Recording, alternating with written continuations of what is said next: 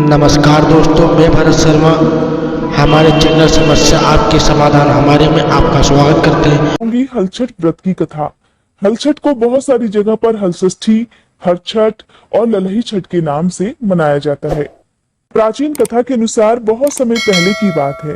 किसी नगर में दो महिलाएं रहती थीं। वे रिश्ते में एक दूसरे की देवरानी और जेठानी लगती थी।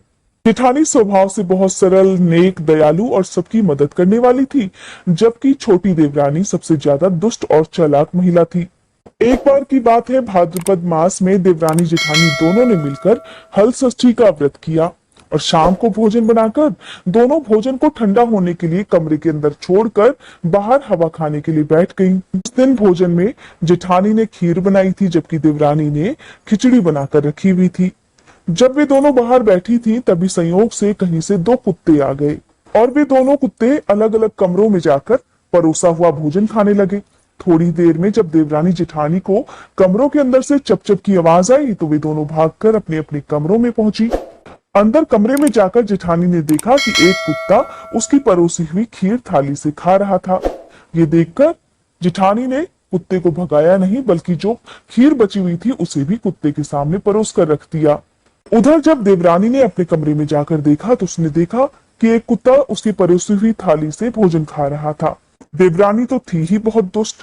कुत्ते को अपनी थाली से भोजन खाता देखकर वो आग बबूला हो गई और उसने जल्दी से अपने कमरे का दरवाजा बंद किया, एक मोटा डंडा लेकर कुत्ते को मारना शुरू कर दिया और उसे तब तक मारा जब तक उसकी कमर की हड्डी ना टूट गई। किसी प्रकार कुत्ता वहां से अपनी जान बचाकर भागा। अब दोनों कुत्ते कमरे के बाहर जाकर एक दूसरे का हाल पूछने लगे। जिठानी के कमरे में जाकर खीर खाने वाला कुत्ता कहने लगा, जिस कमरे में मैं गया था उस कमरे की मालकिन तो बहुत ही दयालु थी। मुझे खीर खाता देखकर उसने मुझे भगाया नहीं, मारा भी नहीं, बल्कि उसने सोचा कि मैं बहुत भूखा हूँ और ये सोचकर उसने बाकी बची हुई खीर भी मेरी थाली में परोस दी। और इतनी स्वादिष्ट खीर तो मैंने अपने जीवन में कभी खाई ही नहीं थी। खीर खाकर ऐसा लगा जैसे मानो मेरी आत्मा भी तृप्त हो गई हो। और खीर खाने के बाद मेरा मन बार बार उस दयालु औरत को आशीर्वाद दे रहा है। अब तो मेरी बस एक ही प्रार्थना है कि जिस महिला ने मुझे इतने प्यार से खीर परोसी, मैं अगले जन्म में उसका पुत्र बनकर इस ऋण को चुका पाऊं। जिस तरह उसने खीर खिलाकर मुझे तृप्त किया, उसी तरह अगले जन्म में मैं पुत्र बनकर उसकी सेवा करना चाहता हूँ। हे मित्र, मैं तो अपने बारे में सब कुछ बता चुका। अब तुम बताओ, तुम्हारा क्या हाल है? तुम्हें देखकर तो लगता है तुम्हारी तो खूब पिटाई की गई है। दूसरा कुत्ता बड़े दुख से और किसी प्रकार दर्द से कराहते हुए कहने लगा कि हे मित्र, तुम्हारा अनुमान बिल्कुल सही है। तुम बिल्कुल सही कह रहे हो और जितनी दुर्गति आज मेरी हुई है, मैंने कभी इससे ज्यादा बुरा वक्त अपने जीवन में नहीं देखा।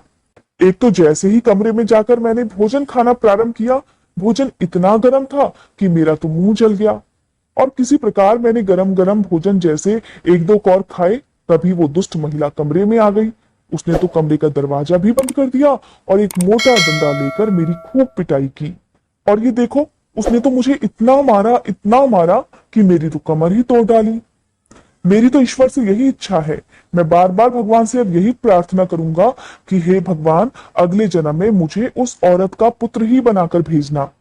जिस तरह उसने आज मुझे मार मार कर मेरा ये हाल किया है, अगले जन्म में मेरी इच्छा है कि मैं उसका पुत्र बनकर जन्म लूं और उसे इतना दुख दूं कि वो मन और शरीर दोनों से दुखी हो जाए। और ये बात बिल्कुल सच है कि कभी भी बेजुबान प्राणियों को सताकर उनकी बद्दुआएं नहीं लेनी चाहिए। कभी भी बेजुबान प्राणियों को सताना ही नहीं चाहिए, क्योंकि उनकी जो बद्दुआएं होती है वो आज नहीं तो कल हमें जरूर लगती हैं। बहुत ज्यादा पिटने की वजह से वो कुत्ता उसी समय मर गया और फिर जैसा कि उसने प्रार्थना की थी, उसे अपने अगले जन्म में देवरानी के घर एक पुत्र का जन्म मिल गया। उधर देवरानी ने अगले जन्म में जब एक पुत्र को प्राप्त किया, तो उसकी खुशी का कोई ठिकाना नहीं रहा। अब वो अपने पुत्र को लेकर मन में बड़े बड़े सपने पालने लगी। बच्चे के जन्म के जब दूसरे दिन देवरानी के घर में हलषष्ठी का पूजन हो रहा था, तभी उसका बच्चा मर गया। इस दुख को पाकर ऐसा लगता था मानो देवरानी की सारी दुनिया ही उजड़ चुकी हो। उसका दुख किसी से देखा नहीं जाता था। वो अपने बच्चे को याद करके बार बार जोर जोर से दहाड़े मारकर रोने लगती।